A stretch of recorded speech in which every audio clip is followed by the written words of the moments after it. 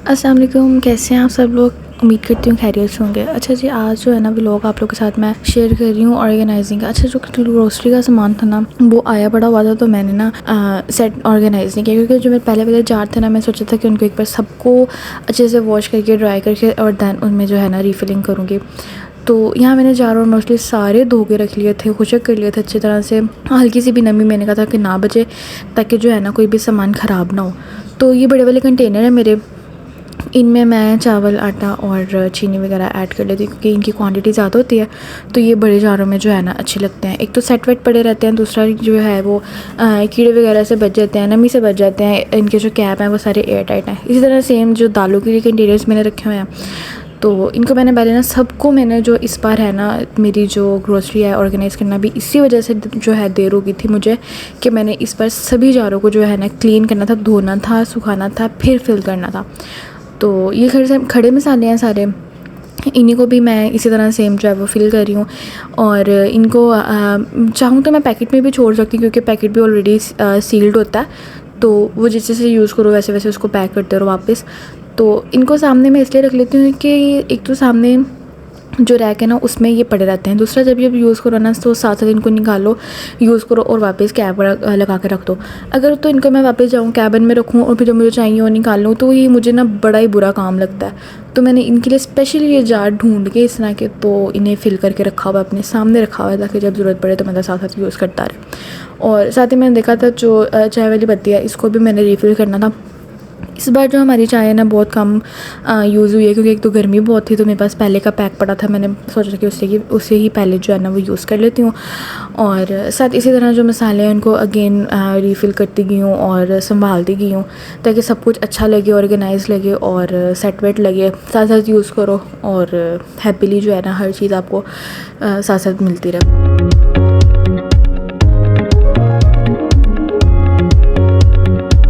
और साथ में ये साबुत धनिया था, इसे जो है वो बड़ा जार मैंने ये डब्बी घर में पड़ी थी, इसे यूज़ कर लिया। और जो डिस्पोजेबल बॉक्स होते हैं ना, इनको भी आप लाजमी संभाल के रखा करें, इस तरह ये मल्टीपर्पज़ के लिए आप यूज़ कर सकते हैं। और इसी तरह मैंने कुछ जो बड़े जार थे ना उनको अपनी ज्वेलरी के लिए भी यूज़ किया हुआ है। तो साथ ही फिर जो है वो ऑयल को भी फिल कर लेते हैं। सारा जो सामान था ना इस बार मैंने खुद ही डिले किया हुआ था, कि मैंने सारे जार और कंटेनर्स को धो के दैन फिर यूज़ करना है, सुखा के अच्छी तरह। और ये जो छोटा सा ऑर्गेनाइज़र है, इसमें मैं सामान इस तरह के ना जो खड़े मसाले और दूसरे तंदूरी और टिक्का वगैरह सारे मसालों को मैं ऐसा सामने रख लेती हूँ, ताकि जब मुझे ज़रूरत पड़े तो मुझे भाग भाग के जो है वो कैबिन्स की तरफ ना जाना पड़े। और इसी तरह मैंने फिर इनको सेट वेट करके नीचे रख लिया। अच्छा, आज जो है ना 2 सालन बनाने थे मैंने। एक मैंने बनाना था आलू चिकन और एक मैंने बनानी थी टिंडियाँ। तो साथ साथ मैंने दोनों सालन को ना जो इनकी तैयारी करना शुरू की। पहले मैंने ना आधे जो प्याज थे वो इसमें डाल लिए और आधे प्याज मैंने दूसरे सालन में डालने के लिए रख लिए। सबसे पहले मसाला जो था वो मैंने फ्राई करके दैन उसको मिक्सी में ऐड किया ग्राइंड करने के लिए। फ्राई करके प्याज जो है वो अगर आप यूज़ करते हैं तो उनकी बहुत ही अच्छी जो जायके में तासीर आती है, बहुत मज़े के लगते हैं। और जो ऑयल है उसी में मैंने ऐड कर दिया था चिकन को भी अगर आप पहले से फ्राई कर लेते हैं ना, तो उसके जो स्मेल होती है और उसमें जो पानी होता है वो ख़त्म हो जाता है। तो इसी तरह मैंने पहले चिकन को फ्राई कर लिया था और इसमें मसाला जो ग्राइंड किया उसे ऐड कर दिया। अब इसको अच्छी तरह भून लें। अच्छा, जो चिकन का सालन होता है ना, इसमें लाजमी भुनाई अच्छी क्या करें। भुनाई जितनी बेहतर होती है उतना ही मज़े का आपका जायका आता है खाने में।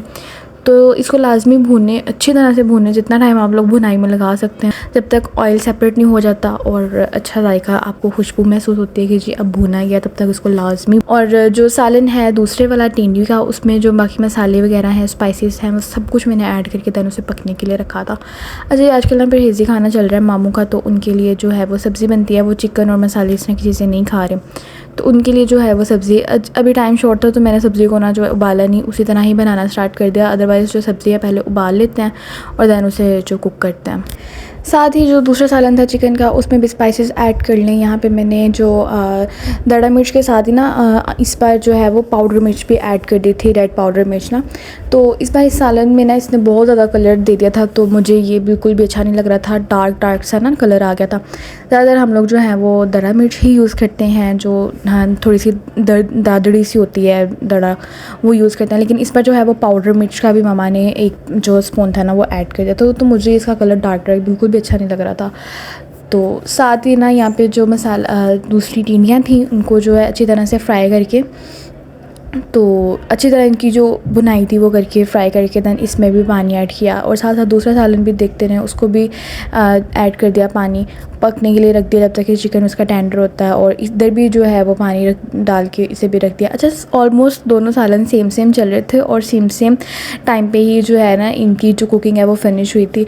और फिर साथ में पानी, अच्छा साथ साथ आप लोग चेक करते रहें चिकन को, आलू को। और इसमें जो टिंडी का सालन था इसमें मामा ने जो मामू के लिए ना ऐड कर दिया था, थोड़ा सा चिकन पाउडर ऐड कर दिया था ताकि थोड़ा टेस्ट आ जाए। बिल्कुल भी क्या ही जो है वो परहेज़ी और फीका खाना है। तो साथ ही दूसरे सालन में जो है वो फिनिशिंग की तरफ जा रहा था तो उसमें भी काली मिर्च और धनिया जो था वो ऐड कर दिया गया और उसे थोड़ी देर के लिए दम पे रखा और ऑलमोस्ट सालन जो था वो रेडी हो चुका था।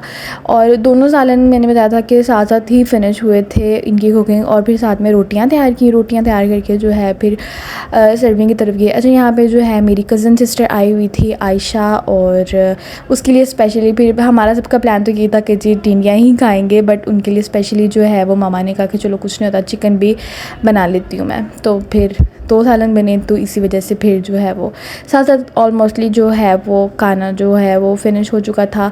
और यहाँ अहमद जो है वो उसे ये खीरे काटने के लिए कहा कि चलिए आप सैलड बना ले। अच्छा, समटाइम होता है कि आप लोग सोच रहे होते हैं नहीं इस बार जो है ना रोटियां बाहर से मंगवा लेनी है, इस बार ये कर लेना है, अच्छा मैं ये करती हूँ, और वो सोचते सोचते आप जो है ना वो काम सारा कंप्लीट कर लेते हैं। तो ऐसा ही हुआ था। यहाँ मैं मामा से कहती थी कि आप ना मम्मा हम रोटियां बाहर से, मम्मा कहती हाँ यार गर्मी बहुत है, रोटियां बाहर से मंगवाते हैं। तो कहते कहते जो है वो सारा ऑलमोस्ट जो है खाना कवर हो गया था। चलिए जी, मुझे आप लास्ट में कमेंट करके बताएं कि आपको मेरा व्लॉग कैसा लगा है।